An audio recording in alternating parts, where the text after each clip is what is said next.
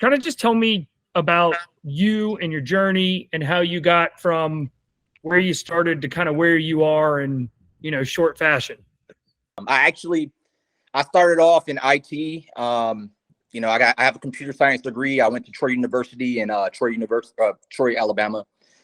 Worked in the IT field for about 9 to 10 years. And I learned quick that I wanted sort of a different life. My job didn't really support my lifestyle at the time being. So I had to figure some other ways out to make income. So I decided to take it upon myself to look into real estate. I got my real estate license. Shortly after that, I began wholesaling real estate, that's where you buy and sell properties without utilizing any of your own money. And then shortly after that, I began flipping houses. Went through a few deals, quit my job soon after that. And, I curated that into my own little business. So, I invest full time, and I help others who are wanting to learn how to invest in real estate by chauffeuring a flip for them. So I show people how to flip houses here in Metro Atlanta. Yeah, definitely jumped from that particular industry to the next. It was a crazy transition, but I wouldn't take it back for anything. Tell me about this. What do you think your biggest strength is? Like what's awesome about you? I believe my biggest strength is I'm good at speaking. I'm good at negotiations. When I put something to mind, I go full speed ahead. Specifically with real estate, I had no earthly clue about real estate back 3 or 4 years ago. But me personally, I know that I'm a go-getter, and if I have a goal in mind, I'm gonna accomplish that goal and set some more. So I've really been able to utilize certain skill sets that I did learn in college, but having to sort of negotiate and deal with multiple sellers or real estate agents, I've really turned it into a passion, negotiating and turning transactions into real life deals. Not every deal or not every transaction in real estate is a deal. I think that's an art in itself to negotiate into a good price. So I think that's a wonderful skill set that I was able to pick up over the last few years. So the other side of that coin, like, what is it that you suck at? Like, what are the things where you're like, try as I might, this is just not me? I think entrepreneurship is a tough endeavor in itself. So I think it's really difficult to sort of keep your head on your shoulders a lot of the time. I'm most comfortable with that definite income and having a salary back in my old 9 to 5. That was pretty cool. But now that I'm an entrepreneur, there's times where I struggle with self-determination. So that's one of those things. Oftentimes I struggle getting out of bed. So I really have to stay on top of my game as far as ensuring that I have to do what I have to do to support myself and my family and others, because I have a lot of people that depend on me in my business. So it's just a matter of me keeping my head on my shoulders. I think that's one of the things I struggle with today. No, I think that's a good point. Sometimes I think part of what we do is how uncomfortable can we make ourselves? Exactly. Because that might be what pushes us sometimes. So what are 1 or 2 pieces of like the best advice that you can remember someone giving you, in the past that's kind of stuck with you? Like, what's some really good advice you've received? I think the best advice I received was from my mentor a few years ago. Basically, banking on yourself. Take the risk. If there's no risk, there's no reward. I read a lot of books, specifically Robert Kiyosaki. We can't become rich or wealthy by simply working. We need some type of passive or investment income in order to support the lifestyle that we want. A lot of us are stuck in the matrix. And so I've learned that, our school systems, for one, that sort of keeps us trapped in that employee mindset. So the biggest recommendation that I've received from my colleagues is, make that investment on yourself. That's going to be the biggest investment that you'll ever tackle. So take that investment on yourself, take the risk, and you'd be surprised what the outcome is. Since starting your businesses, your list of businesses, because they're all kind of that way. What do you think are some of like the unexpected challenges that you didn't, because sometimes I think part of being an entrepreneur is like this uninformed optimism, where we just we're like, this is going to be great. Like all of this is going to be great. And so what are the things that you look back on? You're like, man, I didn't see that one coming. So especially in real estate, you have to expect anything. Expect the unexpected. Things will happen. One thing that I sort of get comfortable with now is basically accepting failure. You have to fail. Again, in school, they teach you that failure is bad. It's actually a very good thing to fail. You have to get comfortable with the fact that you're going to fail and you're going to succeed based off those failures, right? You have to learn what not to do in specific situations. So I expect 100 no's. I expect not to get properties on a contract. I expect everything to go wrong on my renovations. I succeed based off of those small qualities, right? I'm not expecting to succeed all the time. We have to get comfortable with the fact that we're going to fail. And based off those failures, you learn and grow. Right. Well, what do you think really differentiates you and your business if someone's choosing to work with you versus work with someone else? I think what differentiates me from most is, there's a lot of mentors, especially on social media today, that, they're charging an arm and a leg to learn information that we all need to know. Me, myself, I not only offer that information, but I also hold people's hands throughout that process. And I don't know about you, but that's the best way I learn, when someone literally shows me how to do it step by step. So what differentiates me is I charge a doable fee to not only learn information, but I'm going to ensure that you actually flip the house to make a profit. And that's different because, again, there's a lot of people out here just charging money for information.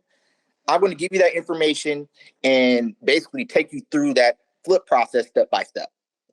What's something you wish you knew 5 years ago, which it can't have anything to do with COVID, which is why I went 5 years ago. I wanted to go like 3 years ago. But if there's something you're like, man, I wish I knew this, in 2018, like what is it that you wish you knew that would have gotten you ahead today?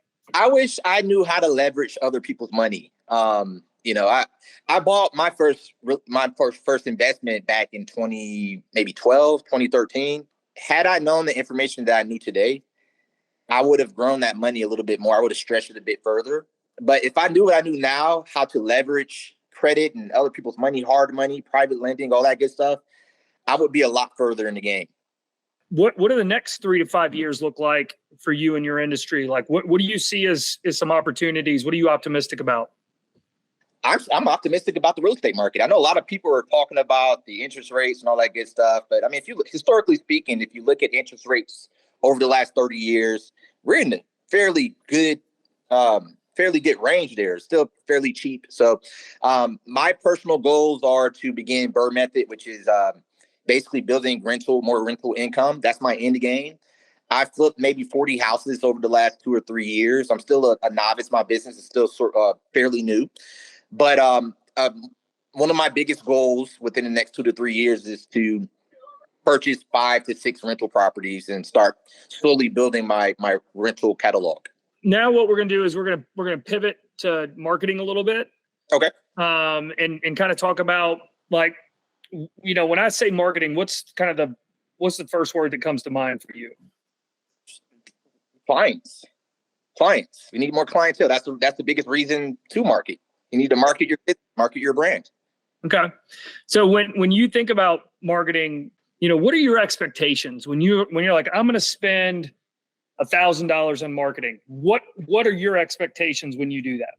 A lot of my business comes from word of mouth, but my ideal goal is to put my brand in front of as many people as possible. That's the only way to sort of get more clientele outside of word of mouth. Yeah, my biggest goal through marketing is just to place my brand, my face, my programs in front of as many people as possible. So what do you think some of your biggest successes have been in marketing? I do know that, it's good to outsource. So I slowly started doing that throughout the last year or so. But I think at this point, one of my biggest successes is, just pulling in clientele. I don't do much. I do it through Facebook and Instagram. 90% of my business comes from the small marketing that I do.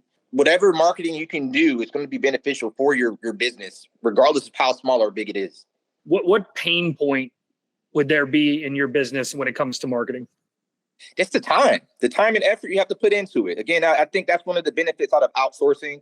We wear 1,000 hats there comes a point where you have to outsource and allow someone else to do it. That's the only way to grow and scale your business. So one of my pain points is just having to allow someone else to do that, and putting someone on payroll to do that even. But I think that's another investment. That just goes back to one of my initial statements. You have to invest in yourself and your business to scale. Your client acquisition plan, what is it that you're going to be doing to grow your business moving forward?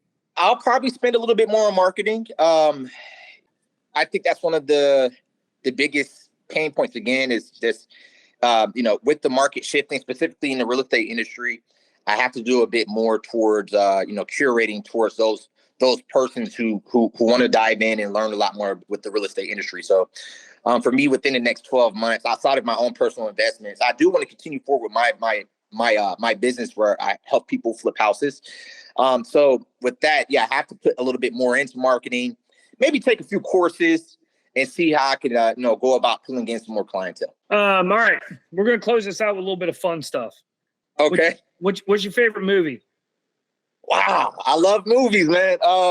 Man, that is a tough question. That's a really tough question. I think one of my favorite movies to this day is Inception with Leonardo DiCaprio. Okay. I think I saw something recently where Christopher Nolan was kind of explaining the ending of it. Yes. Yeah. It's a very confusing film. I have to watch it at least 2 or 3 times just to sort of understand what's happening, but that's a very, very good movie. What is either your favorite or the most recent book you've read? I'm actually reading The Laws of Success. So that's one I'm reading right now. I'm about halfway through, but I like self-development books. That's all I read. I have an Audible subscription and I get maybe 2 or 3 books free a month. So no, that's good. I'm the same way. I'd find that I consume so much more information listening to it than I ever did just reading stuff. So, all right. So do you remember what the first concert you went to was? The first concert I went to, this is sort of embarrassing, but this was back in I think maybe 2000, 2001, maybe. Yeah. There's this group called B2K. I know. Yeah. I went to their concert with some friends way back in the day. That was the first one I ever went to. Okay. That's all right. Listen, man, I'm my first concert was in the early 90s. So there's some stuff. I've asked this question all the time and I get some crazy stuff from that. What about your free time? You have much free time? Absolutely, man. That's one of the biggest reasons why I love entrepreneurship today. I struggle thinking about going back to a job, simply put, because I have so much freedom. That was one of the reasons why I curated a business, because honestly, I can make my own investments and just live off that. But I have so much free time, I had to do something else. But I travel, man. I like to take a trip maybe once or twice a month. It doesn't really matter. I like to get outside of my city and learn new things. Last question. Okay. First car. My first car was back in 2006. It was a Ford Focus with a hatchback. It looks like a shoe. Dude, hey, I had that car. I had a silver one. 2-door. Yeah, that was the exact same one I had. Yep. Man, that thing was like, I felt like I was driving around in a wedge of cheese. Listen, that was the best car I ever had, man. It got totaled out by a fire truck. At the time I was working at GNC, and the fire truck hit it and totaled it out. So I got a Camaro soon after that. Oh, there you go. There you go. That was it, man. I really appreciate your time. I enjoyed talking to you. It was good. Oh yeah, for sure. For sure. Yeah. Absolutely.